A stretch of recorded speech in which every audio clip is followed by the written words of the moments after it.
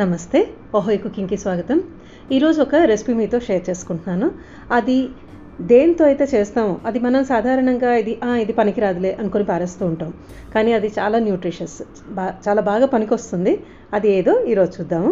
ఇది ఒక పెద్ద కట్ట మెంతి కూర. చాలా ఫ్రెష్గా ఉంది, చాలా మెత్తగా ఉంది, ఆకంతా చాలా ఫ్రెష్గా ఉంది.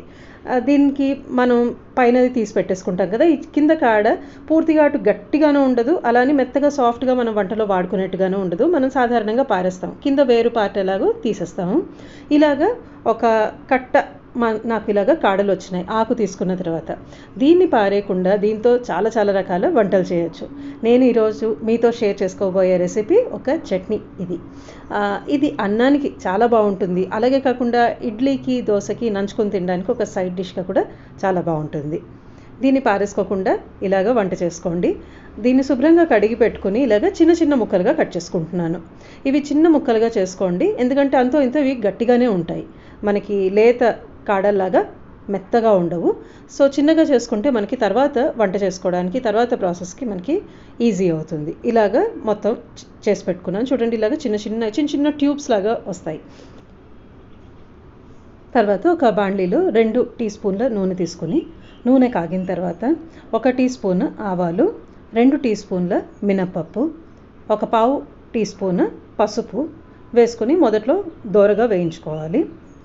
కాస్త దోరగా ఇలాగ వేయించుకున్న తర్వాత ఒక 2 టీ స్పూన్ల నువ్వులు వేసుకోండి. నువ్వులు చాలా మంచి రుచినిస్తాయి దీనికి.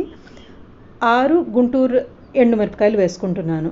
ఇవి అంతో ఇంత కాస్త చేదుగా ఉంటాయి కాబట్టి మనకి కారం కాస్త ముందుంటే బాగుంటుంది. మీరు మీ కారం మీకు అనుగుణంగా కూడా వేసుకోవచ్చు. చిన్న చింతపండు ముక్క, 1/2 స్పూను బాగా ఘాటున్న ఇంగువ, ఒక చిన్న నిమ్మకాయ అంతా వేసుకుంటే సరిపోతుంది. ఇప్పుడు బాగా ఎరుపు రంగు వచ్చేంత వరకు వేయించుకొని మిక్సీ జార్లోకి తీసి పెట్టేసుకున్నాను. అదే బాండ్లీలో 2 టీ స్పూన్ల నూనె వేసుకొని ఇప్పుడు తరిగి పెట్టుకున్న ముక్కలని వేసుకొని వీటికి తగినంత ఉప్పు వేసుకోండి. వేసుకొని కాస్త నీళ్లు చిలకరించుకోండి. దీంట్లో కూడా నీరు శాతం ఉంటుంది కాబట్టి మరీ ఎక్కువ నీటితో పని ఉండదు. కాస్త అడుగంటిపోకుండా కొంచెం నీళ్లు చల్లుకుంటే సరిపోతుంది. మొత్తం కలుపుకొని లో ఫ్లేమ్లో పెట్టుకుని 8-9 నిమిషాల వరకు మగ్గించుకోవాలి. దీనికి కాస్త టైం పడుతుంది కాడలు మెత్తగా అవ్వడానికి. ఇంత లోపల పక్కన మనం చేసి పెట్టుకున్న పోపుకి మాత్రమే సరిపడా ఉప్పు వేసుకొని, మనం కాడలకు ఆల్రెడీ ఉప్పు వేసేసాము. ఒక చిన్న బెల్లం ముక్క వేసుకోండి, అన్ని ఫ్లేవర్స్ బ్యాలెన్స్ అవ్వడానికి. ఇప్పుడు ఇలాగా గ్రైండ్ చేసి పెట్టుకున్నాను. దీంట్లో ఏమాత్రం తడి లేదు కాబట్టి కాస్త ఇలాగా పొడి పొడిగా ఉంది. నేను మధ్య మధ్యలో ఈ కాడలు కలుపుకుంటూ ఉన్నాను. ఒక 8-9 నిమిషాలు, దాదాపు 10 నిమిషాలు అయిన తర్వాత చూడండి, నీళ్లు పూర్తిగా ఆవిరైపోయినాయి. కాస్త అక్కడక్కడ ఎరుపు రంగు కనిపిస్తుంది కదా, ముక్కలు చక్కగా వేగినాయి, ఉడికినాయి. ఒకటి మెదిపి చూపిస్తున్నాను, చక్కగా మెత్తగా అయిపోయింది. మనకి ఇంతవరకు ఉంటే సరిపోతుంది. ఇంకా స్టవ్ ఆఫ్ చేసుకుని ఇది కాస్త వెచ్చపరుచుకోవాలి.